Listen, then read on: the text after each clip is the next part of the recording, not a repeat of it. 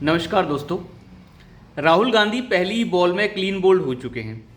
आप ये लोग जानते ही हैं, कई दिनों से बातचीत भी चल रही है और संसद का सत्र चल रहा है, तो वहाँ पे अविश्वास प्रस्ताव विपक्ष लेकर आया था। मणिपुर के मामले में बातचीत चल रही थी कि मणिपुर के मामले में जब तक प्रधानमंत्री नहीं बोलेंगे तो हम किसी भी बात में हिस्सा नहीं लेंगे, किसी बहस में हिस्सा नहीं लेंगे। हालांकि दिल्ली और अरविंद केजरीवाल के मामले में सारे विपक्ष ने हिस्सा लिया, पुरजोर तरीके से हिस्सा लिया। बड़ी अच्छी बात है, लेना भी चाहिए, हर बिल पे लेना चाहिए और इस बात में लिया, ये भी बहुत अच्छी बात है। लेकिन अविश्वास प्रस्ताव आता क्यों है? अविश्वास प्रस्ताव तब लाया जाता है जब सरकार देखे कि माइनॉरिटी में है और उसे दबाना है और विपक्ष को लगता है कि हम सरकार गिरा सकते हैं, या फिर तब आता है जब विपक्ष को ऐसा लगता है कि नहीं, इस मुद्दे के ऊपर जो है सरकार को हम दबा सकते हैं और सरकार से हमें इस बात पे जवाब चाहिए। तो फिलहाल सरकार गिराने के लिए तो अविश्वास प्रस्ताव लाया नहीं जा सकता, तो सरकार को दबाने के लिए ही सही। और बड़ी अच्छी बात है, सरकार को दबाने के लिए और सरकार से सवाल पूछने के लिए अविश्वास प्रस्ताव लाए जाते हैं और लाए गए भी हैं, कई बार ऐसे हुआ है। लेकिन अविश्वास प्रस्ताव आने के बाद जब इसके ऊपर बहस होती है, तो बहस होने के दौरान बहस की शुरुआत एक ऐसे लीडर के द्वारा होनी चाहिए विपक्ष के, जो बिल्कुल आड़े हाथों ले सके चीज़ को। ये नहीं कि किसी अरे गहरे लल्लू पंजू को आप जो है कह दें कि भैया चलो शुरू हो जाओ बहस करने के लिए, तो परसेप्शन गलत बन जाता है। अगर पहली ही बॉल पे क्लीन बोल्ड हो जाएंगे तो बचेगा क्या हाथ में? तो अविश्वास प्रस्ताव के ऊपर मंगलवार को बहस शुरू हो गई और उसके ऊपर बहस शुरू की गौरव गोगोई ने। अब गौरव गोगोई साहब ने ही अविश्वास प्रस्ताव लाया था और उन्हीं के थ्रू एक्सेप्ट हुआ था। लेकिन अब ऐसे आदमी को आपने उतार दिया जिसके पास जो है इतना एक्सपीरियंस नहीं है, जो कि इस तरीके से बात कर सके। गौरव गोगोई बात तो करते हैं लेकिन उनके अंदर वो कला नहीं है जो कला एक बेहतरीन वक्ता के पास होती है, और वो वैसी बात रख भी नहीं पाए। राहुल गांधी ने भी आज अपनी बात रखी और राहुल गांधी ने आज जिस तरीके से अपनी बात रखी, उन्होंने फिर से ये कह दिया कि मैं एक पप्पू हूँ। देखिए, बात करने का लहजा और तरीका बड़ा मायने रखता है। जब आप बात कर रहे हैं मणिपुर के ऊपर, तो आप ये कह रहे हैं कि मणिपुर में हिंदुस्तान की हत्या हुई है, मैं वहाँ पे गया हूँ, प्रधानमंत्री वहाँ पे गए नहीं और इन्होंने मणिपुर में जाके हिंदुस्तान की हत्या की है और मणिपुर को ये अपना हिस्सा नहीं मानते हिंदुस्तान का। देखिए, ये किस तरीके की बातें हैं, ये अजीबोगरीब सी बातें, बिल्कुल ख़त्म जैसी बातें हैं।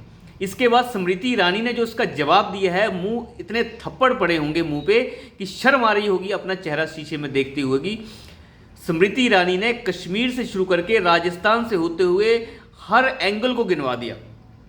कश्मीर में किस तरीके से औरतों का बलात्कार 1990 के समय किया गया जब कांग्रेस राज मजे में चल रहा था, और किस तरीके से औरतों को आरे से काट दिया गया जब जिसके ऊपर फिल्म बनी तो उस फिल्म को प्रोपेगेंडा बताया गया।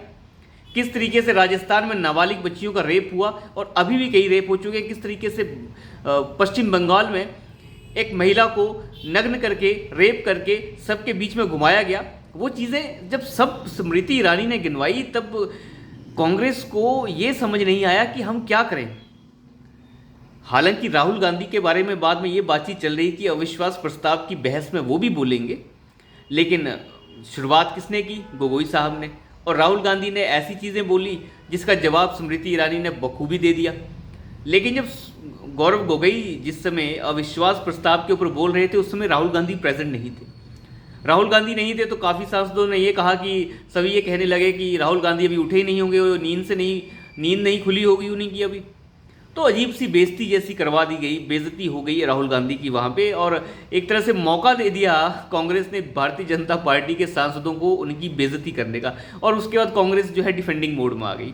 देखिए, ये डिफेंडिंग और अटैकिंग मोड ही होता है, ये सारा का सारा परसेप्शन का खेल है। अगर आपने अविश्वास प्रस्ताव लाया है तो आप अटैकिंग मोड में होने चाहिए, ना कि डिफेंडिंग मोड में। आप जब डिफेंडिंग मोड में हैं, इसका मतलब आपके ऊपर अटैक हो रहा है और आप जो है बचने की कोशिश कर रहे हैं। आपका नेता सदन में आया नहीं है, उसे आने का वक्त नहीं पता, वो 11-11 बजे तक सदन में पहुंचता नहीं है, पहुंचता है तो अनाप शनाप बोल के चला जाता है। ऐसे कैसे होगा? और ये सब हो रहा है जब तक प्रधानमंत्री जी ने अभी तक अपनी बात नहीं की है। जिस दिन प्रधानमंत्री, अब कल ही बोलेंगे, जिस दिन की बात भी क्या है, कल ही आखिरी दिन है, उनके बाद तो किसी की बात होनी नहीं है। और जब वो बोलेंगे वो रूपरेखा बिल्कुल तय कर देंगे अभी से लेके लोकसभा तक। और राहुल गांधी का जो बर्ताव रहा है, जिस तरीके से उनकी सांसदीय भी बहाल हुई है, उन्हें बड़े ही बेहतरीन ढंग से अपनी बात रखनी चाहिए थी जो वो नहीं रख पाए हैं। और ये एक परसेप्शन की लड़ाई है जो उन्होंने हार दी है। लेकिन जब कल प्रधानमंत्री बोलेंगे सबकी नज़र उसके ऊपर होगी, लेकिन प्रधानमंत्री के बोलने से ये सारे काले बादल जो है बड़े अच्छे से हट जाएंगे। मणिपुर की जो घटना हुई वो तो गलत है ही, लेकिन उसकी सज़ा जो है उन लोगों को मिलेगी जिन्होंने किया है। लेकिन एक तरफ की बात करना, एक तरफ की नहीं करना, वो आजकल सबका जो है एक आप कह सकते हैं नेचर सा बन गया है। चाहे वो कोर्ट, सुप्रीम कोर्ट हो, चंद्रचूड़ साहब हो, उन्हें वही अच्छा लगता है जो उन्हें सूट करता है। बाकी कोई किसी के ऊपर बात करना ही नहीं चाहता है। तो देखते हैं कल प्रधानमंत्री जी क्या बात करते हैं। तो अभी के लिए इतना ही, धन्यवाद।